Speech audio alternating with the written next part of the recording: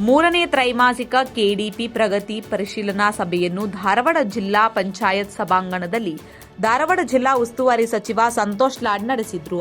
ಧಾರವಾಡ ಜಿಲ್ಲೆಯಲ್ಲಿ ಕೈಗೊಂಡಿರುವ ಅಭಿವೃದ್ಧಿ ಕಾಮಗಾರಿಗಳ ಕುರಿತು ಅಧಿಕಾರಿಗಳಿಂದ ಮಾಹಿತಿ ಪಡೆದ ಸಚಿವ ಸಂತೋಷ್ ಲಾಡ್ ಆದಷ್ಟು ಬೇಗ ಕಾಮಗಾರಿ ಪೂರ್ಣಗೊಳಿಸಿ ಅನುದಾನ ಸದ್ಬಳಕೆ ಮಾಡಿಕೊಳ್ಳಲು ಅಧಿಕಾರಿಗಳಿಗೆ ಸೂಚನೆ ನೀಡಿದರು. ಸಭೆಯಲ್ಲಿ ಕುಂದಗೋಳ ಶಾಸಕ ಎಂಆರ್ ಪಾಟೀಲ್, ಧಾರವಾಡ ನೂತನ ಜಿಲ್ಲಾಧಿಕಾರಿ ದಿವ್ಯಾ ಪ್ರಭು, ಧಾರವಾಡ ಜಿಲ್ಲಾ ಪಂಚಾಯತ್ ಮುಖ್ಯ ಕಾರ್ಯನಿರ್ವಹಣಾಧಿಕಾರಿ ಸ್ವರೂಪ್ ಟಿಕೆ ಸೇರಿದಂತೆ ವಿವಿಧ ಇಲಾಖೆಗಳ ಅಧಿಕಾರಿಗಳು ಭಾಗವಹಿಸಿದ್ರು. ವಿಶೇಷವಾಗಿ ಮಾಡಲೇಬೇಕು ಎವ್ರಿ 3 ಮಂತ್ಸ್ ಒಂದು.